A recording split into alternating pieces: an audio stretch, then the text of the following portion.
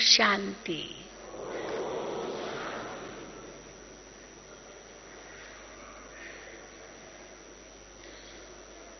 इस संगम युग पर बाबा हम बच्चों को संतुष्ट मणि का टाइटल देते हैं। वैसे तो सतयुग त्रेता में भी देवताएं संतुष्ट मणि हैं, क्योंकि वहां पर कोई भी अप्राप्त वस्तु ही नहीं है जिसको प्राप्त करने की इच्छा हो, अर्थात इच्छा मात्रम अविद्या है। आत्मा इतनी भरपूर है, प्रकृति भी संपन्न है, संबंध भी सब सुखदायी हैं, कोई भी अतृप्ति जीवन में है ही नहीं। इसलिए सतयुग त्रेता में तो संतुष्ट मणियां सब है ही। लेकिन द्वापर कलयुग में असंतुष्टता बढ़ती जाती है, अतृप्ति का अनुभव होता रहता है, क्योंकि इच्छाएं बहुत बढ़ती जाती है। इच्छाएं ज्यादा और उसकी भेंट में प्राप्ति कम, तो परिणाम स्वरूप असंतुष्ट ही रहते हैं। और कलयुग के अंत में आते आते देखते हैं कि प्रकृति भी कितनी तमो प्रधान हो गई है, साथ साथ मनुष्य आत्माओं के कर्म भी कितने कनिष्ठ, भ्रष्ट, विकारी बनते जा रहे हैं। इसलिए प्रकृति से भी उनको जो प्राप्ति होनी चाहिए वो नहीं हो पाती है, और अंदर में प्रलोभन बढ़ते जाते हैं, लोभ वृत्ति बढ़ती जाती है, इच्छाएं, आशाएं, तृष्णाएं, कामनाएं बहुत बढ़ती जाती है। देखा देखी में भी इच्छाएं बढ़ती जाती है कि उनको है, मुझे क्यों नहीं। और फिर ईर्ष्या, नफरत, वैर, दुश्मनी भी बढ़ती जाती है। इस कारण से लोभ वृत्ति भी बहुत बढ़ती जा रही है।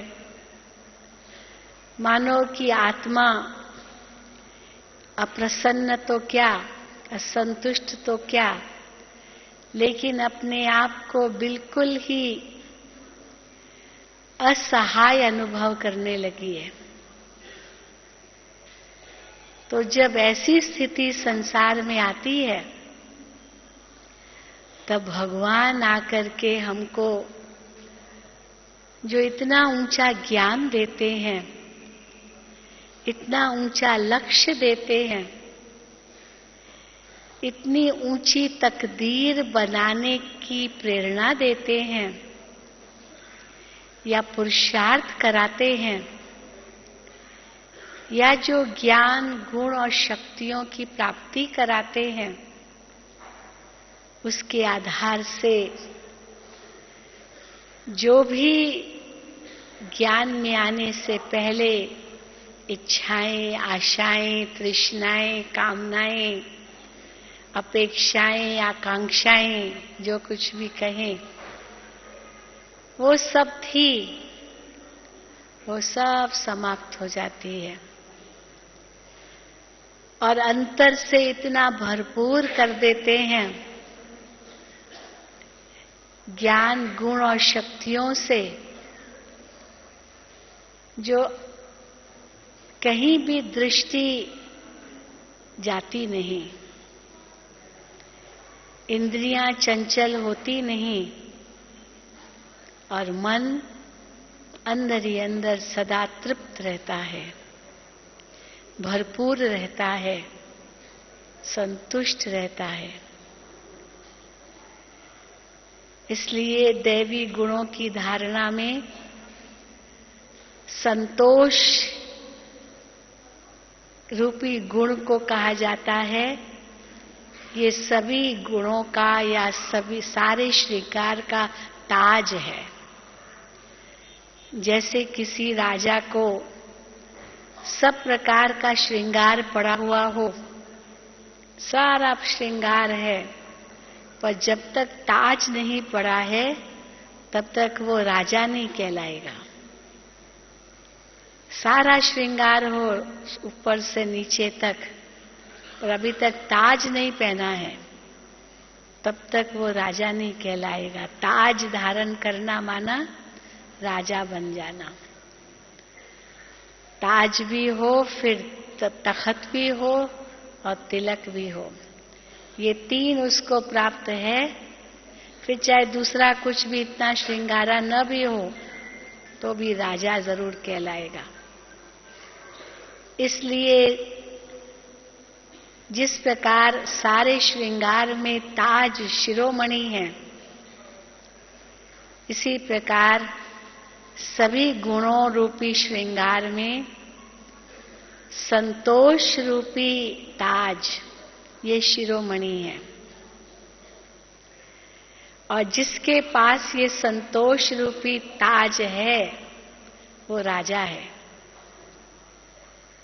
और जिसके पास ये संतोष रूपी ताज नहीं है, फिर चाहे उसके पास कितना भी धन क्यों न हो, संपत्ति क्यों न हो, मान शान इज्जत महिमा वैभव, जो भी संसार के पदार्थ है प्राप्तियां हैं, सब भी क्यों न हो, तो भी बाबा कहते हैं वो कंगाल है। इसीलिए इसी ने ठीक कहा है, बहुत सुंदर कहावत है, लोभी नर कंगाल है। लोभी नर कंगाल है, दुख पावत दुख देत। लोभी व्यक्ति खुद भी दुखी रहता है और दूसरों को भी कुछ नहीं देता, इसलिए दूसरों को भी दुखी देता है। दुख देना तो बड़ा आसान है, पर उसकी इच्छाएं पूरी करे, उनको तृप्त करे तो दुआएं मिले, वो लोभी कहाँ कर सकता है। इसलिए लोभी नर कंगाल है। धन होते हुए भी उस धन का न खुद सुख ले सकता है, न दूसरों को उसका सुख दे सकता है, तो दुआओं का भी पात्र नहीं बनता और अंतर में सदा असंतुष्ट ही रहता है। इसलिए वो सदा ही कंगाल है, सब कुछ होते हुए भी जैसे उसके पास कुछ भी नहीं है। और उसकी भेंट में निर्लोभी या संतोषी, सदा सुखी ईश्वर हरदम देत। लोभी नर कंगाल है, दुख पावत दुख देत। निर्लोभी या संतोषी, सदा सुखी ईश्वर हरदम देत। परमात्मा उसके साथ है, क्योंकि उसके पास संतोष रूपी धन है, और परिणाम स्वरूप भगवान रूपी चाबी ही उसके पास है, मानो खान की चाबी उसके पास है। तो जिसके पास चाबी है वो सारे खान की, उसको क्या कमी होगी। तो बाबा कई बार कहते हैं, बस बाबा ये चाबी तुम लगाओ तो सारे खजानों की खान तुम्हारी हो जाएगी। क्योंकि मालिक को पकड़ लिया, मालिक को अपना लिया, तो उसका सब कुछ आपका है। वैसे भी एक कहावत है, कहते हैं जियो तो ऐसे जियो जैसे तुम्हारा सब कुछ है, और मरो तो ऐसे मरो जैसे तुम्हारा कुछ भी नहीं है। ऐसे नहीं कि जियो तो ऐसे जियो जैसे तुम्हारा कुछ नहीं है, और मरो तो ऐसे मरो हाय सब कुछ मेरा था चला गया। नहीं, जियो तो ऐसे जियो जैसे तुम्हारा सब कुछ है, अर्थात भगवान ही मेरा है, तो भगवान का जो कुछ है वो भी मेरा है। और मरो तो ऐसे मरो बस बाबा के सिवा और कोई बुद्धि में न हो। आप मोए मर गई दुनिया। जब इंसान मर जाता है तो उसके लिए तो दुनिया ही मरी पड़ी है। मर गया खुद ही तो दुनिया उसके लिए पहले ही मर गई। तो संतोष रूपी धन ऐसा धन है जिसको पाने के बाद और कुछ भी पाने की इच्छा नहीं रहती। कई भाई बहनें कहते हैं कि अगर संतुष्ट हो गए तो हमारी प्रगति कैसे होगी, हमारी उन्नति कैसे होगी। लेकिन प्रगति, उन्नति, सफलता का अर्थ भी हमें समझना होगा। प्रगति, उन्नति, सफलता का अर्थ यही नहीं है कि हम धनवान बनते जाएं, गुणों का धन खत्म होता जाए और छल कपट, बेईमानी, चोरी चकारी, डाका, खून रेजी आदि आदि गलत तरीकों से धनवान बन गए तो वो धन क्या सुख देगा। तो लक्ष्य था सुख पाना, लक्ष्य था धन से सुख मिलेगा। धन ही तो सब कुछ नहीं है। किसी से पूछो कि आप धनवान क्यों बनना चाहते हो तो यही जवाब देगा ताकि मैं सुखी बन सकूं। क्योंकि धन होगा तो मोटर गाड़ी होगी, हवाई जहाज में घूमेंगे, धन होगा तो अच्छा खाना पीना खा सकेंगे, धन होगा तो अच्छे कपड़े पहनेंगे, धन होगा तो लोग पूछेंगे, अच्छा अच्छा मकान लेंगे। चलो ये सब भी ले लिया तो लक्ष्य क्या है उसके पीछे कि सुख मिले। तो धन लक्ष्य नहीं है, धन तो उसका तरीका है, उसका साधन है। लक्ष्य तो सुख है। परंतु कोई सोचे कि धन से ही सुख मिलेगा, पर वो धन किस रीति से कमाया ये कर्म की गुह्य गति है।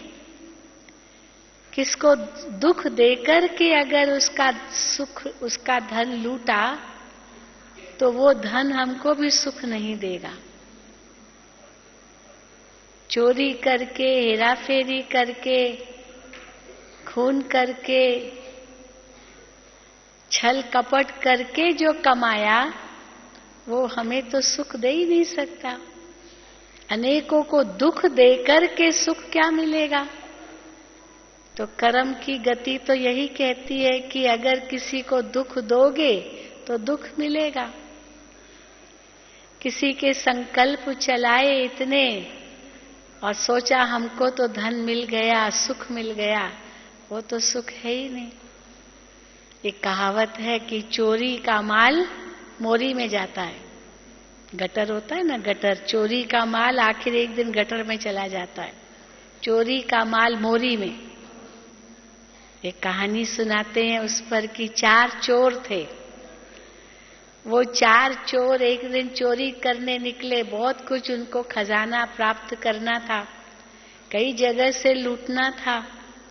पूरा प्लान बना दिया, स्ट्रैटेजी पूरी तैयार की, कहां कहां से लेना है, सब तैयारी कर चुके। तो भागे, एक जगह से चोरी की, खूब लूटा धन, पहले से ही प्लानिंग थी। और जब चोर लूट करके जंगल में दौड़ के गए, सोचा कि अब यहाँ रख करके सामान फिर जाएंगे दूसरी जगह चोरी करने के लिए। यही उनका प्लान था रात भर का। तो एक जगह से लूट करके जंगल में दौड़े और वहां पर सामान रख दिया जो भी लूटा था, चोरी की थी।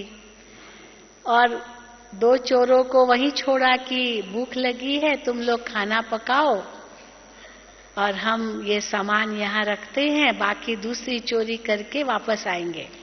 तब तक खाना पक जाएगा और हम आकर के खाएंगे। अब वो तो भागे चोरी करने के लिए, पर जो पीछे जो 2 चोर इंतजार में बैठे खाना पकाने के लिए, सामान भी लेके आए होंगे कि यहाँ खाना पकाएंगे, भूख तो लगेगी ना, क्योंकि तैयारी करने में दिन चला गया था, तो रात होते होते भूख भी लगी थी। अभी आधी चोरी की थी, तो 2 चोरों ने जो खाना पका रहे थे, उन्हों को मन में आया इतना सारा माल हमारे पास है, अब तो कुछ वो लोग तो पता नहीं कब आएंगे, चलो वो और माल लेकर के आएंगे। अभी उनके मन में लालच तो बहुत बढ़ गई, पर ये जो माल हमारा है ये कहाँ जाएगा? ये तो चलो खाना तो पका लिया, तो हम क्या करते हैं, हम अपना खाना खा लेते हैं और बाकी जो खाना इनका छोड़ देते हैं और इनके भोजन में जहर डाल देते हैं। तो क्या होगा कि ये खाना खाएंगे और हम तब तक सो जाते हैं और ये आएंगे खाना खाएंगे, उनको पता ही नहीं पड़ेगा और वो मर जाएंगे। तो उनका भी धन और ये भी धन, वो सब हमारा हो जाएगा। इनमें उसमें जहर डाल दिया। अब जहर डाला, अभी ये जो 2 चोर वापस आए, उनको तो पता ही नहीं कि जहर पड़ा है खाने में, तो खुशी खुशी से लूट रखी और खाना खाया। अब वो तो 2 चोर तो सोए हुए थे पहले वाले, तो खाना खाया और एकदम से जहर वाला खाना मर गए। पर खाना खाने से पहले उन्होंने क्या किया, सोचा अभी खाना तो बाद में खाएंगे, पर ये उठ जाएंगे तो ये जो हमारा धन है ये भी चला जाएगा, 4 में बांटना पड़ेगा। तो हम क्या करते हैं, इनको मार डालते हैं, इनको मार डालते हैं और फिर हम खाना खाएंगे, तो ये मर जाएंगे, तो ये जो है वो भी हमारा हो जाएगा। अब उनको मार डाला, वो तो नींद में ही थे, तो नींद में ही मार डाला और फिर जहर वाला खाना खाया। अब बताओ क्या हुआ होगा?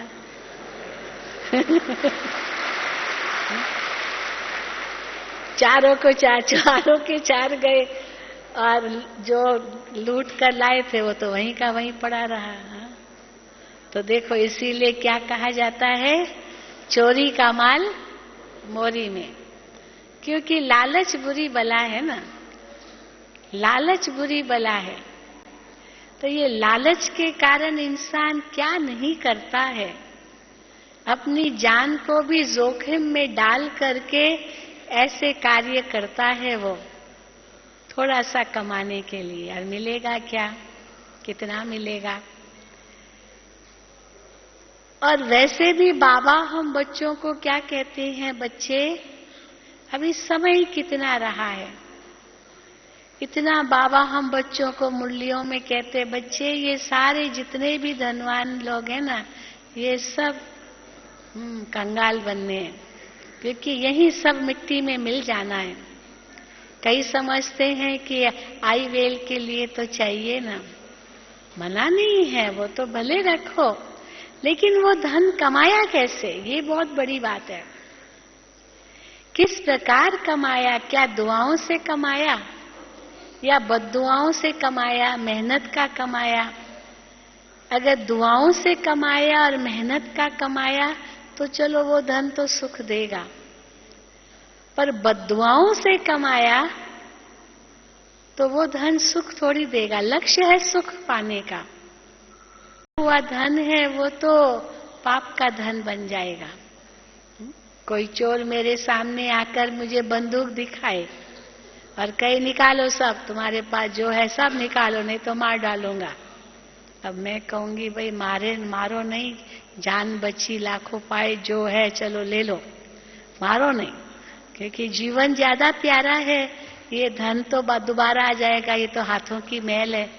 तो बंदूक की नोक पर हमारे से चलो सब ले लेता है तो मैं दे तो दूंगी, क्योंकि लड़ूंगी नहीं, मेरे पास तो कोई साधन नहीं है ना, मुझे लड़ना है। लड़के भी क्या करूंगी, जान भी ले लेगा, धन तो ले लेगा, तो इसलिए लड़ना तो है ही नहीं। परंतु भले दे दूंगी, जबरदस्ती वो लेगा मेरे से, पर अंदर से बद्दुआ जरूर निकलेगी, ले जा ले मर। मर जरूर, भले मुख से न भी निकले, पर अंदर से निकलेगा, बद्दुआ निकलेगी। तो जबरदस्ती मेरे से ले रहा है, माना छीन रहा है। भले दूंगी मैं, पर जैसे छीनना ही हुआ ना। पर जबरदस्ती है, तो इसीलिए वो जबरदस्ती जो किसी से लिया वो बद्दुआओं के साथ मिलेगा। इसीलिए कहा जाता है ना, जो सहज मिले वो दूध बराबर। वो दूध के बराबर है क्योंकि शक्ति देता है। जो मांग लिया वो पानी बराबर है, केवल प्यास बुझाएगा। और जो खींच लिया वो रक्त बराबर है। वो तो खींच लिया जबरदस्ती, गोली मार करके खींच लिया। और कोई स्वेच्छा से अपना खून देता है, वो किसी के लिए दूध का काम करेगा, शक्ति देगा। तो इसीलिए बाबा भी हम बच्चों को कहते हैं, बच्चे सबसे बड़ा धन तो संतोष रूपी धन है। अगर हम इसको भी दूसरे रूप से देखें, जो एक कहावत है कि कहा जाता है कि भाग्य से ज्यादा और समय से पहले कुछ नहीं मिलता। भाग्य से ज्यादा मुझे कैसे मिलेगा? अगर नहीं मिला तो जरूर कहेंगे भाग्य में नहीं था, और यही कहेंगे कि जितना मिला उतना ही मेरे योग्य था, ज्यादा मुझे उसकी आवश्यकता ही नहीं होगी, इसलिए नहीं मिला। और समय से पहले भी नहीं मिलेगा। समय से पहले अगर किसी से ले लिया या कहीं से भी पाया तो वो तो कच्चा फल होगा। वो कच्चा फल भी कोई काम का नहीं है, वो भी कहाँ सुख देगा जब तक पके नहीं।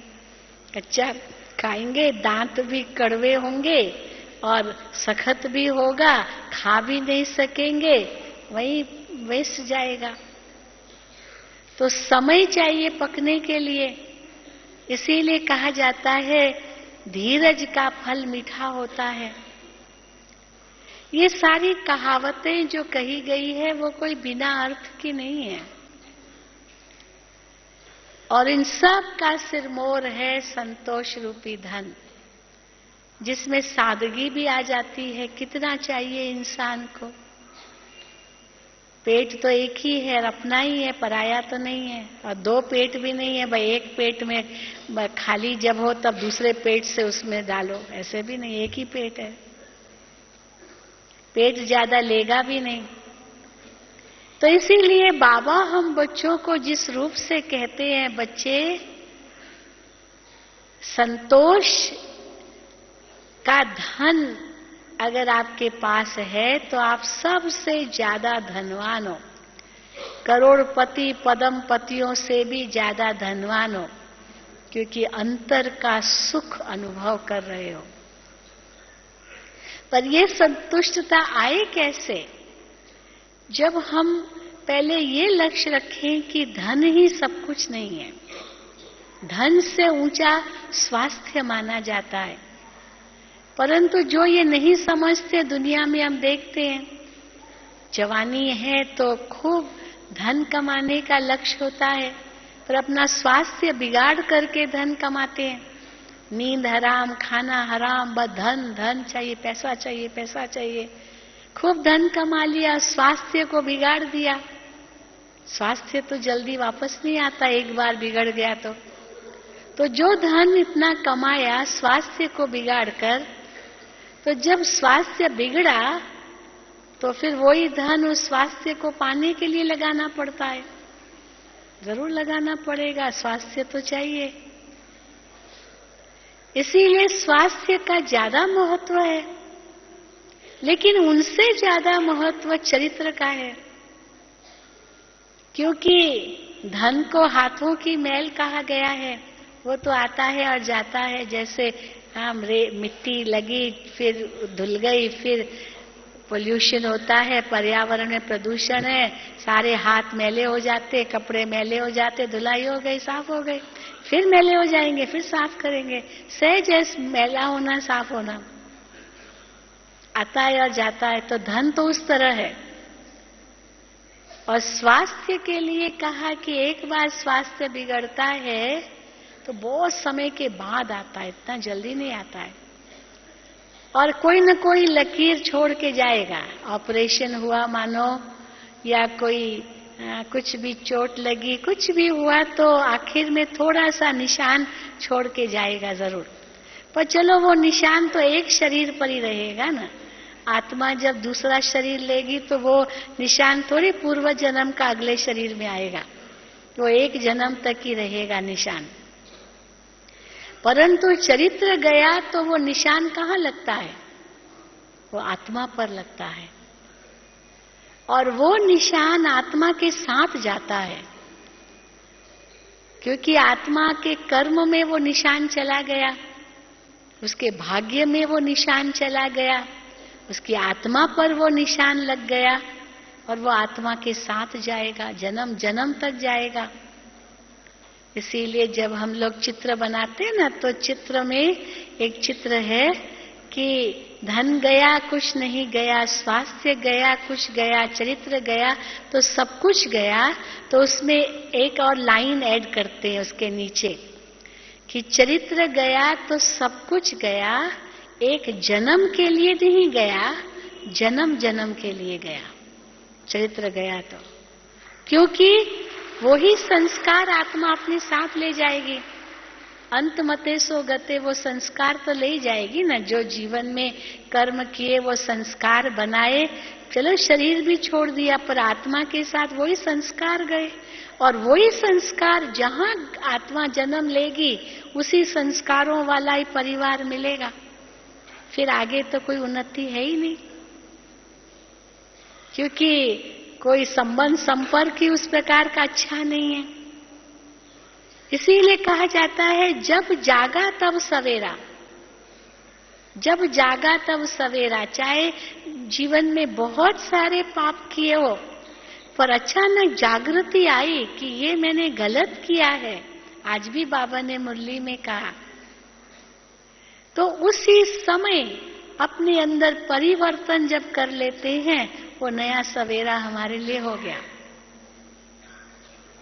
तो इसीलिए बहुत अच्छी कहावत है, कहा जाता है, अंग्रेजी में कहते हैं, एक भले हिंदी उसका अनुवाद हम करेंगे कि कोई बहुत बड़ा चोर हो, लुटेरा हो, डाकू हो, लेकिन उसका भी भविष्य है, वो भी भविष्य बना सकता है अपना, अगर अपने आप को बदल दे तो उसका भविष्य बन सकता है।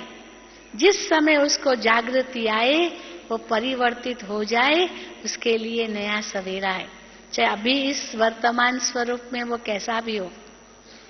तो इसीलिए कहा जाता है every saint has a past, every sinner a future. कोई संत है, बहुत महान पुरुष है, लेकिन जरूरी नहीं है कि वो जन्म से ही संत हो, जरूरी नहीं है, क्योंकि क्या पता वो बचपन में कैसा होगा, क्या पापी होगा, कितने पाप कर्म किए होंगे, लेकिन अचानक उसको ध्यान आया, परिवर्तन हुआ, संत बन गया। तो एक संत का पूर्व होता है, पास्ट होता है, भूतकाल बहुत खराब भी हो सकता है, पर बाद में संत बन गया। और एक बहुत पापी है, पर उसका भी भविष्य हो सकता है, वो संत बन सकता है। So every saint has a past, उसका पूर्व अच्छा हो ये जरूरी नहीं है। और एक सिनर, एक पापी है, उसका भविष्य भी पापी रहेगा, जरूरी नहीं है, अगर वो बदल जाए तो। इसीलिए परिवर्तन परिवर्तन परिवर्तन, ये एक हम लोगों का बहुत सुंदर गीत है।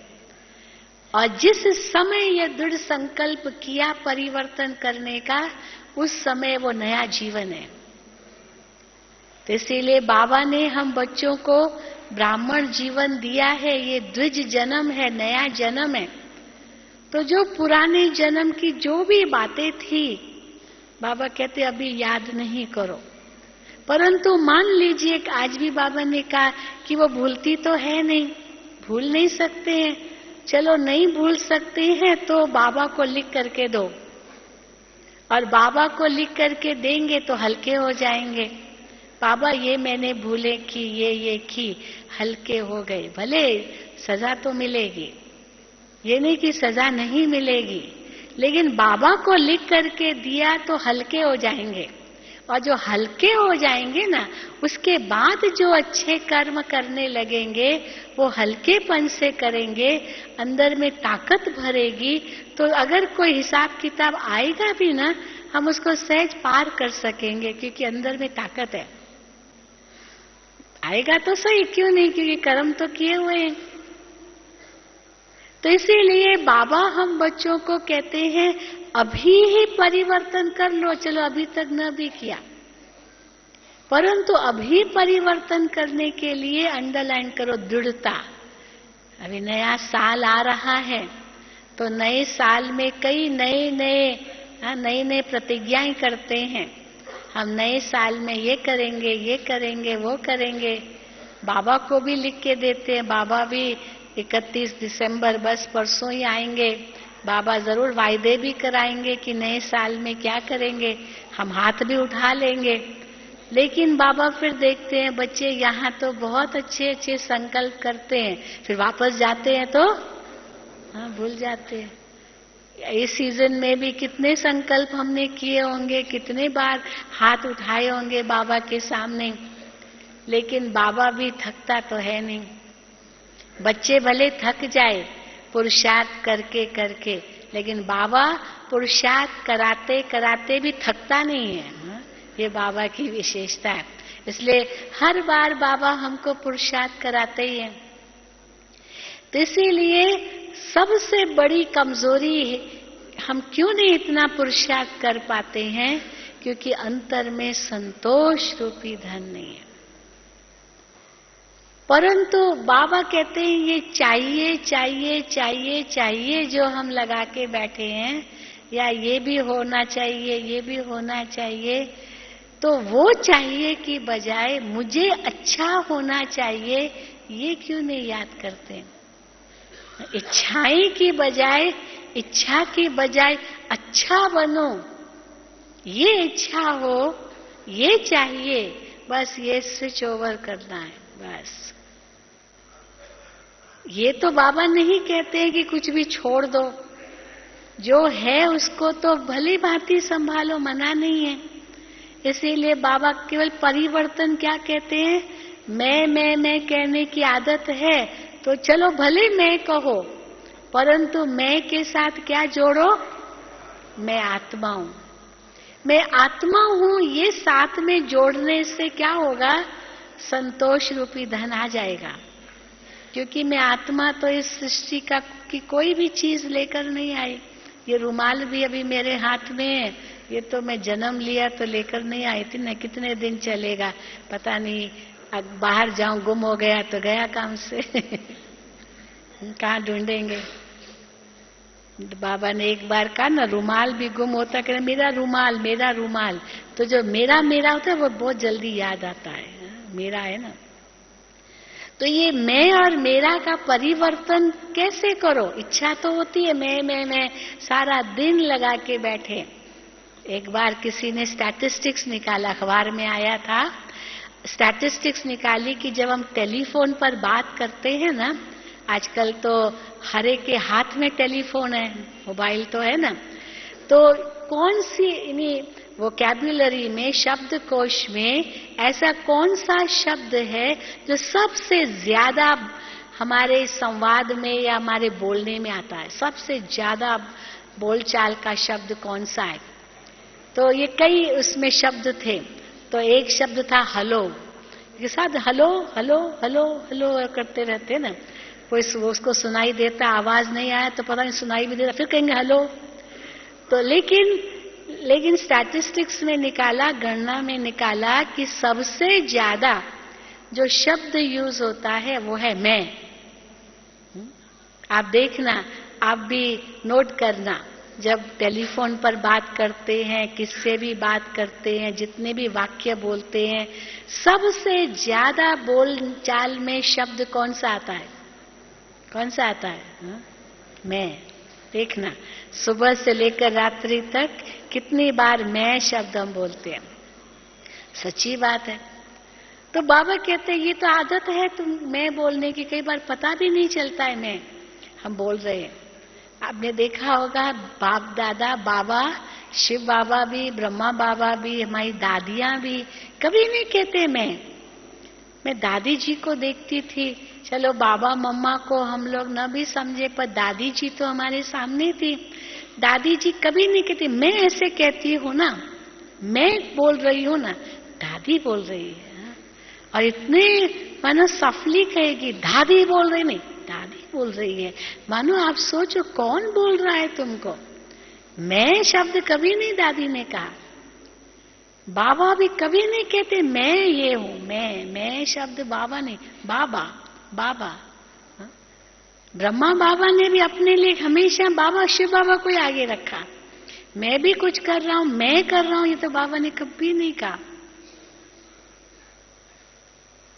तो इसीलिए ये मैं शब्द ही हमारे शब्द कोश से निकल जाए वो तो बड़ा मुश्किल है, क्योंकि बहुत पक्का संस्कार है।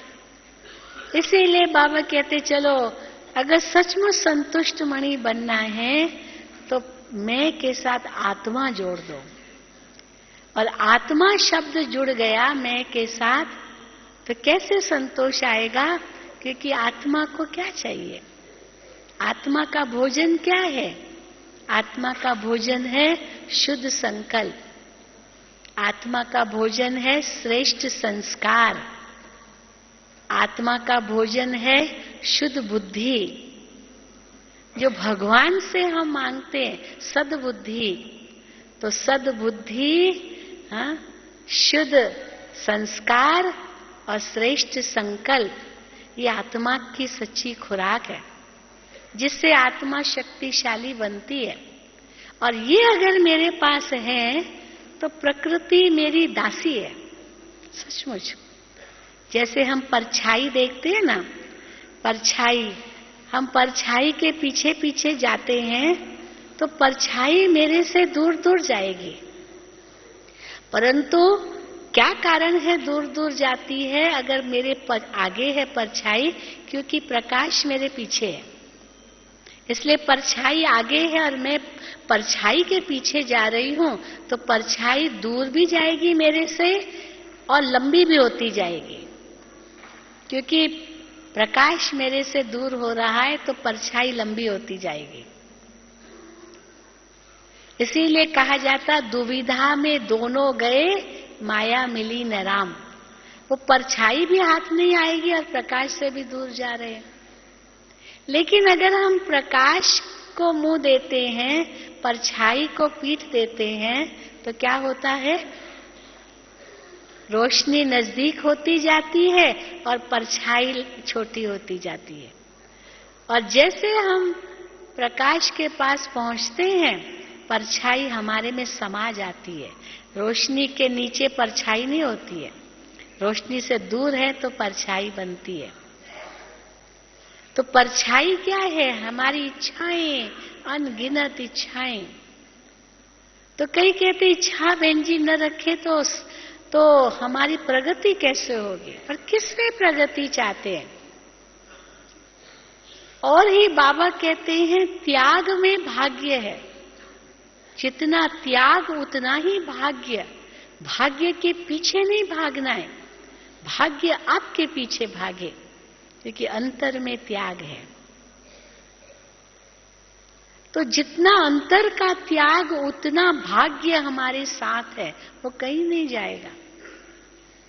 हम कई बार लोगों से मिलते हैं, शिविर में आते हैं लोग, भाई बहनें आते हैं शिविर करने के लिए, वो तो नए होते हैं, तो वो हम लोगों को कहते हैं बहन जी आप लोगों का त्याग बड़ा जबरदस्त है, बहुत जबरदस्त। हमारे से ये कैसे होगा, सफेद कपड़े पहनते हो, पिक्चर नहीं देखते हो, कोई गहने नहीं पहनते हो, कोई और खाना पीना मौज शौक जैसे दुनिया में करते हैं, वो कुछ भी नहीं है, बड़ा जबरदस्त है त्याग।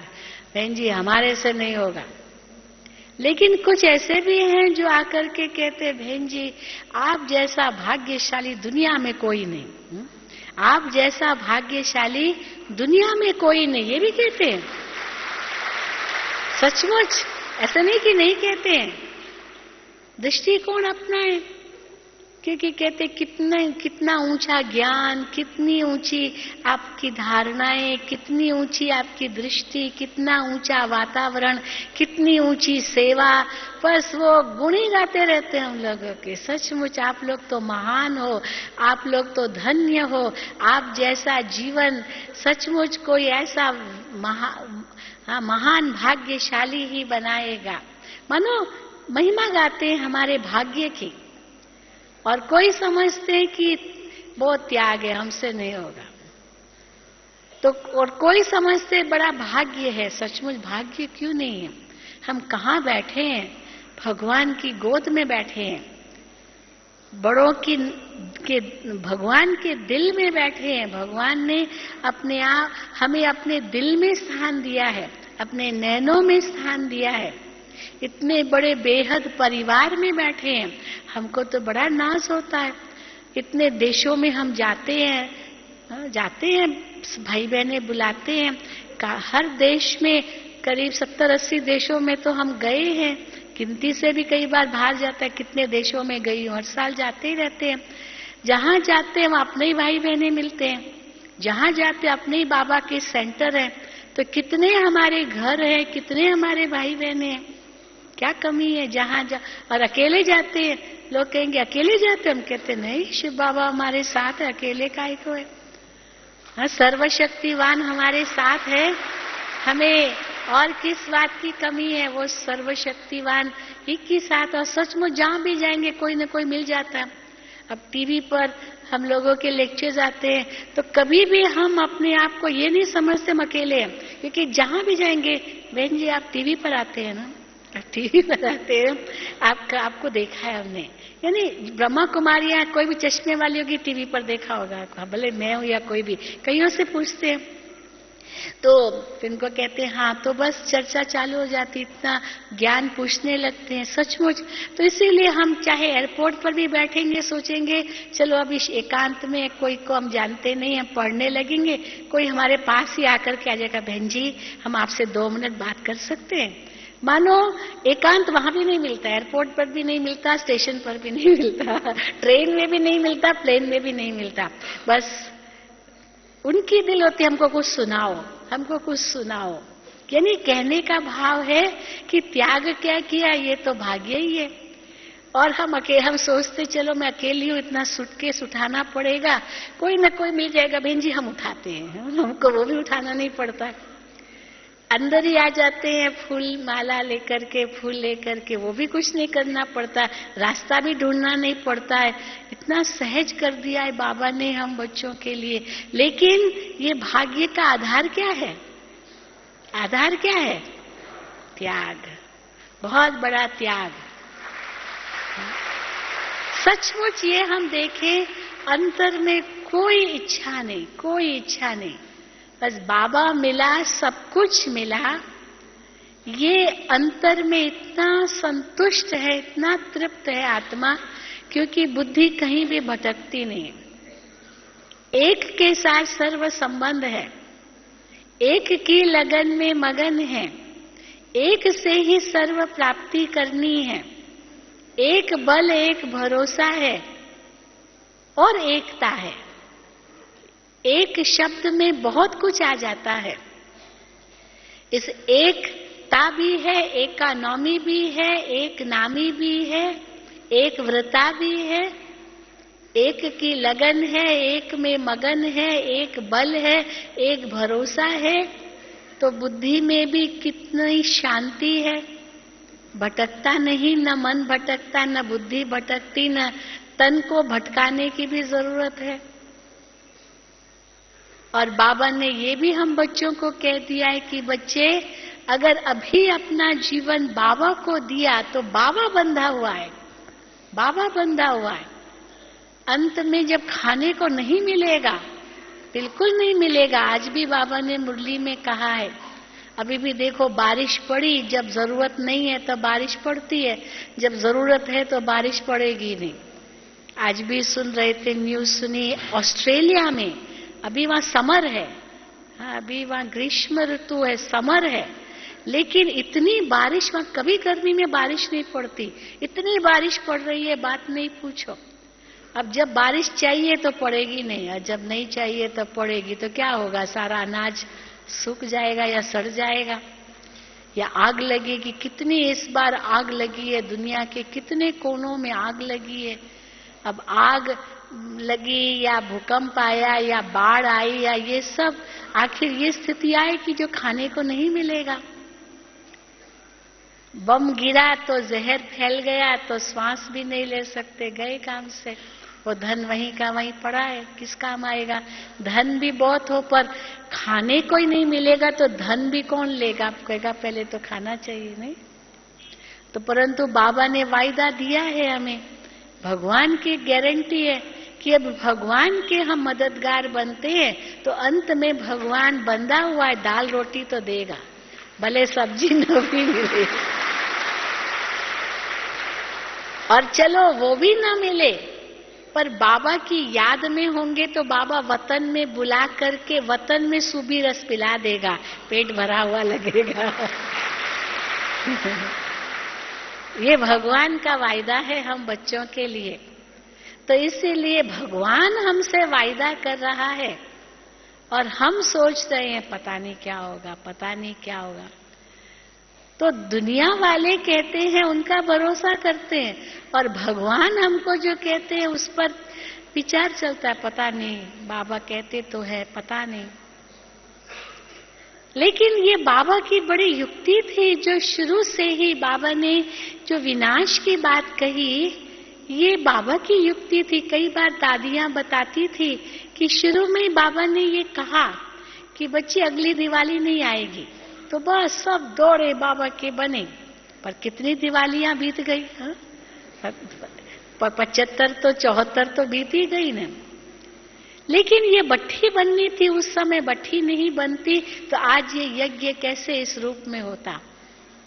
तो हर बात में कोई न कोई ऐसा राज है जरूर जो बाबा बताते हैं।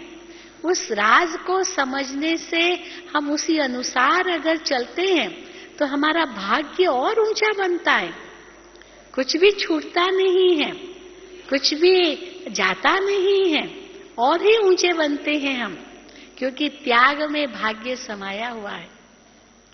और त्याग माना अंतर का संतोष, और जहां अंतर का संतोष है, जहां त्याग है, वहां भाग्य और ऊंचा बनता जाता है। ये जन्म तो भाग्य ऊंचा है ही है, क्योंकि 21 जन्म में ये एक जन्म भी तो है ना, पहला जन्म तो यही है। और ये जन्म ही इतना हमारा ऊंचा भाग्य है, तो जन्म जन्मांतर का भाग्य तो क्या नहीं होगा। अभी भी अगर शरीर छूट जाए, चलो फिर यही जन्म लेंगे, तो भी इतने ऊंचे घर में जरूर जन्म लेंगे, क्योंकि संस्कार हमारे बाबा ने कितने शुद्ध बना दिए हैं। हमारे संकल्प, हमारी वाणी, हमारे कर्म, हमारा संस्कार, हमारी बुद्धि, हमारा चिंतन, सब कुछ श्रेष्ठ बना दिया है। ज्ञान इतना श्रेष्ठ है। और यही अगर जो बाबा कहे उस पर हम करते रहे, उस श्रीमत पर चलते रहें, तो हो नहीं सकता कि कोई भाग्य हमारा कम हो, कभी नहीं होगा। अगर भाग्य कम होता है, ये हमारी अपनी गलती होगी, बाबा की श्रीमत के कारण नहीं होगी।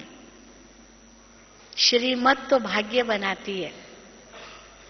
श्रीमत के अनुसार तो हम इतना ऊंचा भाग्य बना रहे हैं, जो बाबा कहते हैं ताज तख्त तिलक तुमको बाबा देते हैं, और क्या चाहिए। सबसे बड़ा भाग्य तो यही होता है, ताज मिले, तख्त मिले, तिलक मिले। इस समय भगवान का दिल तख्त मिले, और क्या चाहिए। संतोष रूपी ताज मिले, आत्मिक स्थिति रूपी तिलक मिल जाए, और इनसे ऊंचा तिलक ताज तख्त कौन सा होगा। और ये ताज तख्त तिलक मिल गया तो भविष्य का ताज तख्त तिलक तो निश्चित है ही है, गारंटीड है, इसमें कोई संशय उठा ही नहीं सकता है। इसीलिए बाबा कहते इस समय है स्वराज्य अधिकारी, फिर भविष्य में होंगे विश्व राज्य अधिकारी। अगर इस समय स्वराज्य अधिकारी नहीं, तो फिर मत उम्मीद रखें कि विश्व राज्य अधिकारी भी बन सकेंगे। तो अपने संकल्पों को चेक करो, अपनी वाणी को चेक करो, अपने कर्मों को चेक करो, अपने संबंधों को चेक करो, अपने व्यवहार को चेक करो। ये सारी चेकिंग बाबा हमको देते हैं, चार्ट देते रहते हैं। और ये अगर चेकिंग के बाद चेंज है, परिवर्तन है, तो समझो वो सवेरा आपका हो गया। फिर बीती को भूल जाना होता है। और फिर भी अगर मन में आता है तो बाबा को लिख के दे दो, हल्के हो जाएंगे, बोझ खत्म हो जाएगा और हल्के होकर के उड़ सकेंगे, फिर से पुरुषार्थ कर सकेंगे। उसकी भी बाबा मार्जिन देते हैं। नयों को भी बाबा मार्जिन देते हैं। बच्चे भले पहली बार आए हो तो भी बहुत बहुत बहुत भाग्यशाली हो। लेट आए हो पर टू लेट नहीं आए हो अभी तक। टू लेट का बोर्ड नहीं लगा है। बाबा हर बार नए बच्चों को कहते हैं, पर कब टू लेट का बोर्ड लग जाएगा पता भी नहीं चलेगा। इसलिए बाबा सावधानी भी देते हैं, पर साथ साथ ताकीद भी करते रहते हैं, बच्चे अब भी पुरुषार्थ कर सकते हो। अभी तो फिर भी रॉयल फैमिली बन रही है। 9 लाख की रॉयल फैमिली बनेगी जो सतयुग की आदि की होगी। बाकी प्रजा तो अपने आप बन रही है, उसको भी बनाने की जरूरत ही नहीं है, वो तो अपने आप सेवा हो रही है। पर 9 लाख जो है वो रॉयल फैमिली है। तो ये रॉयल फैमिली में हम आ रहे हैं, वो सतयुग की आदि की जनसंख्या है 9 लाख। तभी इसीलिए बाबा कहते कम से कम 9 लाख तो बाबा के पक्के पक्के ब्राह्मण बच्चे हो जो सतयुग की आदि की रचना हो। फिर तो प्रजा तो दास दासी वो भक्त वो तो बाद की द्वापर कलयुग की, वो तो अपने आप बन रहे हैं। उसके लिए कोई मेहनत नहीं करनी पड़ती है। अभी मेहनत है सिर्फ वारिस बनाने की, वारिस बनाने हैं। और वारिस माना ही जो सतयुग की आदि में रॉयल फैमिली के होंगे, वो हम बन रहे हैं। एक परिवार वापस आ रहा है। जो सतयुग का प्रथम परिवार था अभी दुनिया में बिखर गया, अभी वापस आ रहा है। तो ऐसा सुंदर भाग्य भगवान ने हमें दिया है। इस भाग्य के भी गुण गाते रहो और भगवान के भी गुण गाते रहो, अपने भी गुण गाते रहो, तो सदा संतुष्ट मणि होकर के ही रहेंगे। ओम शांति, ओम शांति, ओम शांति।